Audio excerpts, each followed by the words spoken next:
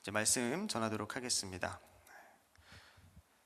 오늘로 주기도문 두 번째 시간입니다. 제가 주기도문을 통해서 우리가 정말 기도의 모습과 또 하나님 예수님께서 기도의 모범으로 주신 이 기도의 모습을 붙잡고 더 깊은 기도로 나아가는 시간 되기를 바랍니다.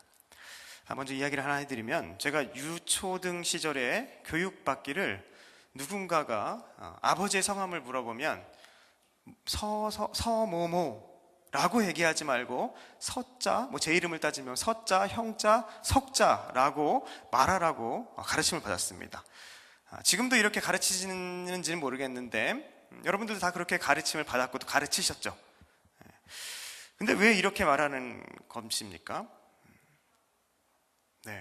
사실 요즘 세대는요, 하나하나 이유를 다 말하지 않으면 전혀 움직이지 않는 이러한 문화를 가지고 있는 세대인데, 저 때만 해도요, 권위를 그래도 인정하고 높이는 이러한 세대 가운데 살았습니다. 그래서 무엇인가 가르쳐주면 왜 그렇게 해야 돼요? 라고 묻지 않고, 어른들이 말했으니까 그게 맞겠지라고 생각하고 그냥 받아들였습니다. 그래서 당시에 저는요, 왜 이렇게 자자를 붙이냐라고 생각했냐면, 아버지의 이름은 또박또박 얘기해서 상대방이 잘못 알아듣지 않도록 하기 위해서 그런 건 줄 알았어요. 그런데 그게 아니었죠. 왜 이렇게 어렵게 말해야만 하면, 아버지의 이름을 아들이 함부로 불러서는 안 되기 때문이었습니다. 그래서 아버지뿐만 아니라 제가 섬기고 있는 스승의 이름을 부를 때에도 이렇게 자자를 붙여서 한 번에 말하지 못하도록 이렇게 교육을 한 것이었습니다. 오늘 주기도문을 통해서 볼 내용, 이름이 거룩히 여김을 받으시오며 라는 이 말씀은 바로 이 것과 비슷합니다.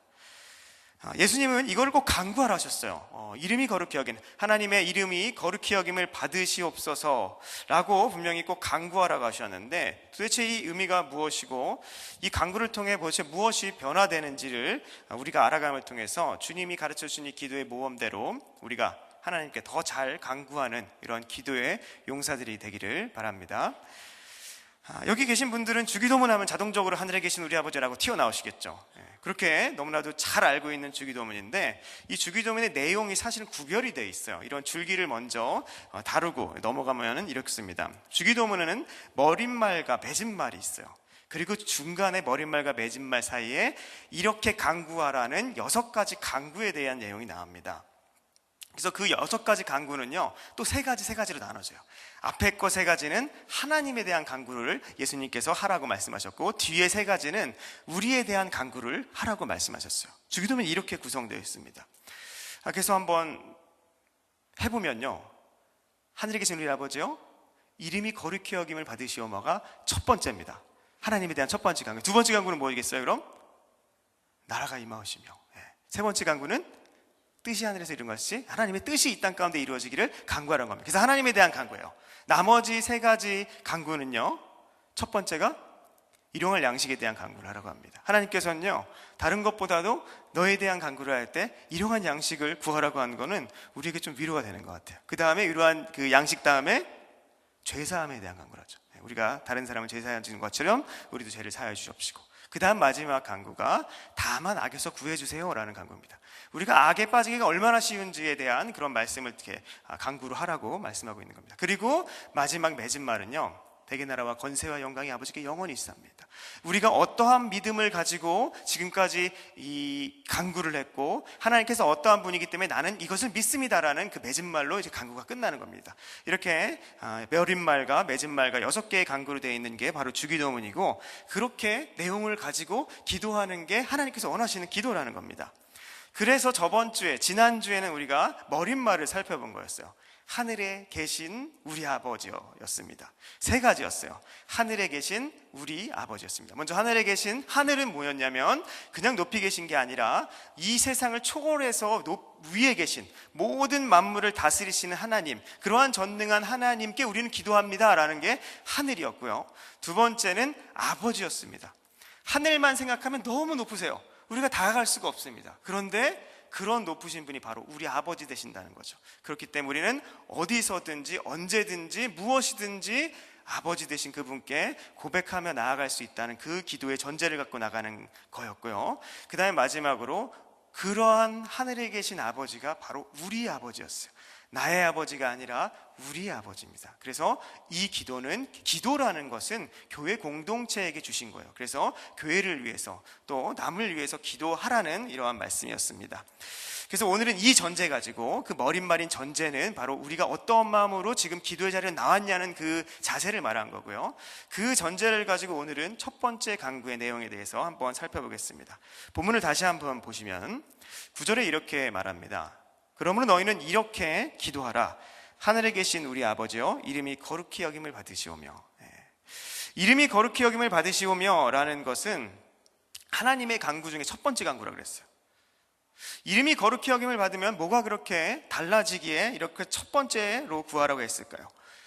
이 이름이 거룩히 여김을 받으시오며를 더 잘 이해하기 위해서는 이름이 가진 의미를 먼저 좀 알아야겠습니다. 히브리인들에게 이름은 단순한 호칭이 아니었어요. 이거는 사실 우리나라 이름 문화와 더 비슷하기 때문에 우리는 쉽게 다가오는데, 사실 서양의 이름은 별 의미가 없죠. 조나단 에드워즈 이러면 그 사람은 그냥 조나단이에요. 조나단이 뭐 의미를 갖지고 있지 않은데, 우리나라만 해도 분명히 이름에는 다 의미가 있습니다. 제 이름이 서형석인데 형자가 빛나령의 클석이에요. 크게 빛나라는 의미를 가지고 지어주셨어요. 근데 이름에 성에 서자가 붙었어요. 천천히 서를 써서. 그래서 저는 천천히 빛나는구나. 그래서 항상 천천히 이렇게 가는데, 그렇게 이름이 있어요. 우리 승동교회도 승자가 이일승에서 이길승으로 바꿨잖아요. 그래서 우리 교회는 이기는 교회, 세상을 이기는 교회, 세상이 하나님의 말씀으로 이기는 교회라고 우리는 승동교회라고 이름을 진 겁니다. 그만큼 의미가 다 있는 겁니다. 히브리인들에게도 이름에는 의미가 있었는데, 특히 그들은 이름 안에 그 사람의 인격과 성품과 그가 행할 모든 사역들, 일들을 다 담아놓고 있다고 생각을 했어요. 그래서 이걸 좀 더 쉽게 얘기하면 그 사람의 존재 자체가 이름 안에 다 담아놓는 것이라고 생각을 했습니다. 그래서 성경의 인물들을 잘 보면요, 그 이름대로 살아요.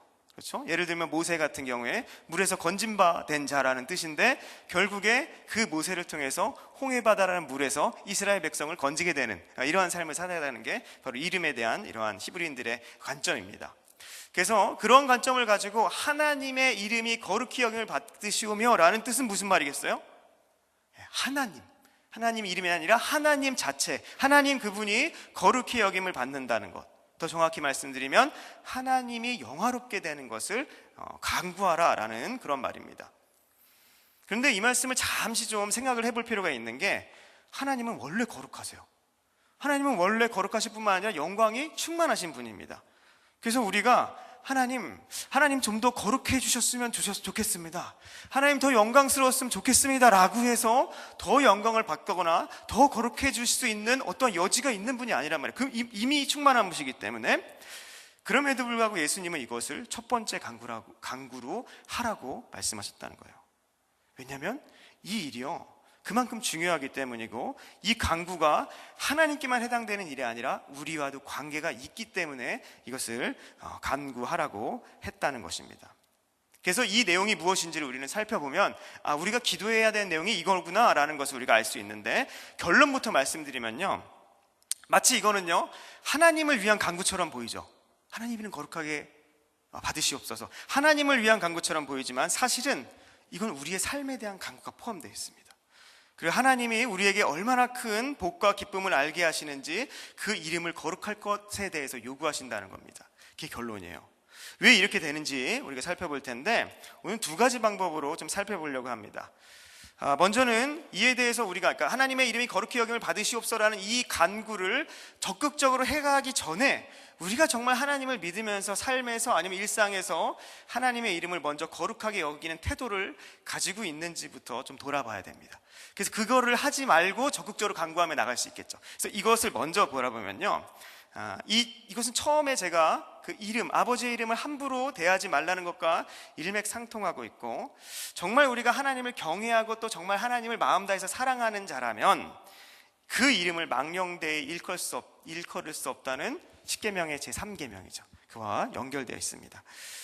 구약의 백성들은요, 하나님의 이름을 경외하는 태도를 굉장히 지켜내고 견지하기 위해서 많은 노력들을 했는데, 그들이 얼마나 큰 노력을 했냐면, 성경을 필사하는 사람들이 서기관이라고 하죠. 서기관들이 성경을 필사하다가 여호와라는 이름이 나오면 어떻게 했습니까? 펜을 부러뜨렸어요. 그리고 새 펜으로 교환해서 썼습니다. 왜냐하면 그 전에 썼던 말들과 하나님 여호와를 동일하게 기록할 수 없다는 겁니다. 거룩하시기 때문에 분별해야 되기 때문에 예전에 쓰던 펜은 버리거나 부러뜨리고 새 펜으로 바꿔 쓴 겁니다. 굉장히 거룩함을 아주 노력한 이러한 태도죠. 그리고 이것뿐만 아니라 제사장이나 성경 교사들이나 이런 랍비들이 성경을 낭독하는데, 성경을 낭독할 때 여호와라는 이름을 함부로 부를 수 없었어요. 그래서 여호와라는 이름이 성경에서 나오면 그 이름을 뭐라고 불렀냐면요, 아도나이라고 불렀어요. 아도나이. 그래서 아도나이는 주님이라는 뜻인데 아도나이라고 불렀습니다. 그래서 요즘에도 이 여호와라는 이름의 정확한 발음을 몰라요. 그래서 어디 교회 가면 야훼라고도 하고 어디 교회 가면 여호와라고도 합니다. 아무 상관없어요. 어떻게 불러도 정확한 발음이 뭔지 모릅니다. 그럼에도 불구하고 중요한 건 이 이스라엘 백성들은 하나님의 이름을 아주 귀하게 여기기 위해서 이런 노력들을 했다는 것입니다. 물론 우리가 지금 이렇게 할 필요는 없다고 생각할 수 있겠지만, 그래도 하나님을 경외하고 하나님의 이름을 소중히 여기는 이 태도는 너무나도 우리에게 중요한 부분이라고 할 수 있겠습니다. 그런데 지금의 교회는요, 얼마나 이 하나님의 이름을 쉽게 생각하는지 하나님의 이름을 남발합니다. 하나만 예를 들면요, 할렐루야. 할렐루야는 하나님을 찬양하라, 여호와를 찬양하라는 의미예요. 할렐루야, 할랄이 찬양하라는 의미거든요. 할랄과 야라는 건 여호와의 축약형이에요. 그래서 할렐루야, 여호와를 찬양하라, 여호와의 이름을 부르면서 그 말을 하는 겁니다. 그런데 할렐루야를 정말 여호와를 찬양하거나 하나님을 진심으로 생각하면서 그렇게 말하는 게 아니라, 이 기독교 문화, 교회 문화에 오래 젖어 있다 보면 마치 인사말처럼 할렐루야 이렇게 하는 경우가 우리에게도 있을 수 있다는 겁니다. 뭐 이러한 것들에 대해서 하나하나 너무 얽매일 필요는 없겠지만, 그래도 우리가 하나님의 이름에 진심을 담아서 사용을 하는 그런 습관을 들이는 것이 바로 그의 이름, 하나님의 이름을 거룩히 여김을 받으시오며에 전제될 수 있는 태도라고 하겠습니다. 사실 기독교 문화에 젖어 살다 보면요, 하나님이 마치 문화처럼, 이 기독교라는 게 하나의 문화처럼 굉장히 친숙해져서 하나님의 이름을 함부로 이렇게 대하는 경우가 아주 많은데, 그러한 모습을 가장 잘 보여주는 나라가 미국이에요. 왜냐하면 미국의 은어, 욕이라고 하는 그 은어 중에 하나님의 이름이 들어간 게 굉장히 많죠. 그래서 뭐 일을 하다가 자기 뜻대로 안 되면 오 지저스 막 이럽니다. 예수님의 이름을 이상할 때 부르죠. 그리고 우리도 잘 사용하는 오마이갓 이런 거요. 이런 게 다 하나님의 이름을 부르는 건데 전혀 개의치 않고 하나님을 망령되이 일컫는 것이라는 생각조차 못하는 상태로 마구 쉽게 하나님을 사용한다는 말입니다. 이게 문화고 습관인데, 그 나라가 도대체 어떻게 하나님을 보여주고 있는지를 잘 보여주는 단면이라고도 볼 수 있겠습니다. 특히 우리는 이제 기도회로 모였는데, 우리의 경우 이 하나님의 이름을 잘 사용하고 있는가를 좀 돌아볼 수 있는 주의할 점이 하나 있다면, 우리가 기도할 때 어떻게 기도하죠? 주여라고 부르짖습니다. 사실 주여도 하나님의 이름을 부르는 거예요. 근데 이렇게 사람이 주님의 이름을 부르면서 주님께 부르짖어 나아가는 것은 사실 성경적이에요. 시편을 봐도 다윗이 얼마나 많이 하나님을 찾고 하나님께 부르짖으며 나아가고, 하나님 말씀에도 너희가 부르짖어라는 말씀도 굉장히 많죠. 성경적인 겁니다. 그렇지만 그 행위가 만약 주님을 정말 중심 삼고 내가 주님께 나아가기 싶은 그런 몸부림을 치는 그 행동으로서 마음 다해 부르짖는 것이라면 괜찮지만, 그냥 나의 기도를 어떻게 뜨겁게 하기 위한 방편 정도로 주여라고 부르짖는 거라면 아찔한 거죠. 조심해야 되는 겁니다. 그래서 우리는 주님의 이름을 부를 때, 그게 어떠한 호칭이 되었던 정말 마음 다해서 부르면 돼요. 하나님께서 원하시는 것은 다른 게 아니에요. 우리의 중심을 원하는 거죠. 정말 중심을 다해서 주님의 이름을 부를 때 주님께서는 우리의 기도에 응답하시는 줄 믿습니다. 그래서 우리가 하나님의 이름을 부를 때 항상 이 사실을 염두에 두고 기도해서 하나님의 이름을 거룩히 여기는 이 태도를 기도의 자리부터 배워나가고 습관처럼 하는 것은 너무나도 중요하다고 보겠습니다. 이것이 하나님의 이름을 거룩히 여기기 위한 어떤 소극적인, 하지 말아야 되는 이런 행동이라면, 거기에 좀 더 나아가서 이제 그럼 우리가 하나님의 이름을 거룩히 여김을 받으시는 것을 적극적으로 강구하기 위해서 무엇을 어떻게 하는가, 이게 과연 어떠한 태도인가를 한번 살펴보도록 하겠습니다. 하나님의 이름이 거룩하게 되면 어떻게 일이 일어날까요? 다시 말씀드리지만 하나님의 이름은 원래 거룩하고 원래 영광스럽습니다. 그래서 하나님께 더 거룩한 건 없어요. 그런데 중요한 건 뭐냐면, 하나님의 거룩하심과 하나님의 영광스러움은 너무나도 대단하지만 인간이 볼 수가 없습니다. 인간의 눈에 보여지는 게 아니에요. 그렇기 때문에 우리가 가만히 앉아서 하나님 그 이름, 하나님의 이름이 거룩히 여김을 받으시옵소서 라고 목 놓아 부르짖는다고 해서 그게 그렇게 되는 일이 아니라는 겁니다. 그래서 이와 연관된 한 가지 말을 생각해 본다면, 교회는 하나님을 보고 다니는 거지 사람을 보고 다니는 것이 아니다라는 이 말을 하잖아요. 우리가 이 말은 맞을까요, 틀릴까요? 맞기도 하고 틀리기도 합니다. 왜냐하면 일면은 맞아요. 그렇지만 하나님은 눈으로 보이시는 분이 아니라 하나님을 믿는 사람을 통해서 나타내 보이시는 겁니다. 이런 면에 있어서는 틀리겠죠. 사람은 하나님의 형상으로 지음받았다고 분명히 성경에는 기록합니다. 이 말씀을 우리가 정말 깊게 받아들여야 돼요. 내가 하나님의 형상으로 지음을 받았구나. 물론 아담 이후로 모든 인간은 죄 때문에 그 하나님의 형상이 완전히 상실됐어요. 그렇지만 구원받은 사람과 구원받지 못한 사람, 구원받은 사람과 구원받지 못한 사람의 가장 큰 차이를 말하자면 바로 그 사람이 하나님의 형상이 되살아나서 이제 하나님의 형상으로 회복되기 시작했느냐, 아니면 여전히 하나님의 형상을 상실한 채로 껍데기로 존재하고 있느냐의 차이입니다. 이게 얼마나 대단한 얘기냐면요, 예수 그리스도를 믿고 구원받은 우리 여러분들은 하나님의 형상이에요. 그렇기 때문에 하나님이 진짜 어떠한 분인지를 이 세상 가운데 나타내 보여줄 수 있는 유일한 사람들이란 말입니다. 그래서 하나님을 믿는 성도라면 그 누구도 예외 없이 자신을 통해서 하나님을 보여줘야 하는 책무가 있다는 거예요. 그리고 그 삶이 바로 하나님의 이름이 거룩히 여김을 받으시는 이 문제와 직결되어 있다는 것입니다. 그래서 이름이 거룩히 여김을 받으시옵소서라는 이 간구는 내가 변화되는 것을 포함하고 있어요. 나는 여전히 똑같이 옛사람의 습관들, 옛사람의 죄성을 그대로 그냥 살아가고 있는 것이 아니라 변화된 나를 통해서, 그리고 변화된 우리를 통해서 하나님이 이 세상 가운데 거룩히 여김을 받게 되고 하나님이 영광 받으시기에 되기를 간구하는 것, 바로 이게 이름이 거룩히 여김을 받으시옵소서의 간구입니다. 그러면 우리가 변화되는 게 우리에게 그렇게 좋은 걸까요? 하나님은요, 인간을 만드실 때 하나님의 형상으로도 빚었지만 그냥 만드시지 않았어요. 어떠한 목적을 갖고 만들었단 말입니다. 창조된 목적이 있어요. 그 목적을 여러분들 다 아시죠? 하나님을 영화롭게 하고 하나님을 영원토록 즐거워하는 것, 하나님을 기뻐하는 것, 바로 그게 인간의 목적입니다. 그런데 하나님을 영화롭게 하고 하나님께 영광을 돌리고 하나님을 기뻐하는 이 목적은 두 가지 목적이라고 보면 안 되고 동전의 양면과 같이 하나의 목적인데 두 면으로 설명되는 겁니다. 무슨 말이냐면 하나님의 영광, 하나님께 우리가 영광을 돌릴 때 인간에게는 가장 큰 기쁨과 행복감을 느끼게 된다는 겁니다. 하나님이 그래서 이렇게 지으신 거예요. 예를 들면 꽃이 언제 가장 아름답죠? 꽃이 만발했을 때. 꽃이 만발했을 때 아름답습니다. 그리고 그 만발한 꽃을 우리가 보면 꽃이 아름답구나라는 것도 보지만 하나님이 정말 아름다우시구나, 하나님이 정말 아름답게 이 꽃을 만드셨구나라는 것을 우리는 알게 되고 하나님을 찬양하게 됩니다. 바로 만발한 꽃은요, 하나님이 창조한 목적대로 잘 하나님을 비추는 거예요. 자신의 아름다움보다 하나님의 아름다움을 자신 안에 담아서 가장 잘 비추고 드러내는 것이 만발한 꽃이라는 겁니다. 그래서 만약에 꽃에 인격이 있다면, 말을 할 수 있다면 너 언제 가장 만족스럽고 행복하니라고 물어본다면 언제겠어요? 자신이 창조된 목적 가운데로 만발했을 때, 하나님의 아름다움을 막 보여줄 때, 그때가 가장 행복하고 만족스러울 겁니다. 인간도 이런 면에 있어서 똑같다는 얘기예요. 모든 피조물들은 아무것도 예외 없이 모든 피조물은 하나님의 영광을 비추는 반사판으로 지음을 받은 거예요. 반사판이에요.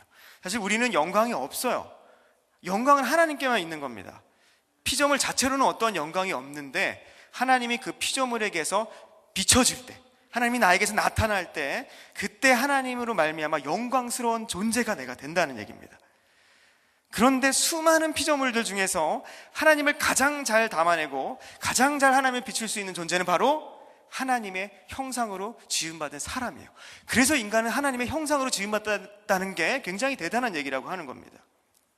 그래서 사람은요, 꽃처럼 어떤 하나님의 아름다우심만 담을 수 있는 그릇이 아니라 하나님의 선하심, 그리고 하나님의 신실하심, 존귀하심, 영광스러우심, 그런 모든 하나님의 속성들을 다 담아낼 수 있는 그릇으로서 어떠한 비추는, 온전히 하나님을 비춰내는 그러한 존재로서 유일하게 창조된 존재라는 겁니다.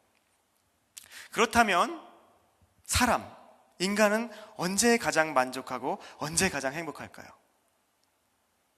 나를 통해 하나님이 가장 잘 드러내실 때있죠. 그리고 그렇게 될 때 세상과 모든 피조물들이 우리를 통해서, 나를 통해서 하나님을 보게 되는 겁니다. 그리고 꽃을 통해서 하나님께 영광 돌리듯이 우리를 보고 하나님께 영광을 돌리는 겁니다. 그때 하나님의 이름이 거룩하게 여김을 받게 된다는 겁니다. 그래서 우리가 하나님을 영화롭게 하고 하나님의 이름이 거룩히 여김을 받을 때 우리가 가장 만족하고 가장 행복감을 누리는 것인데, 이게 바로 무슨 삶이냐면 천국의 삶이에요.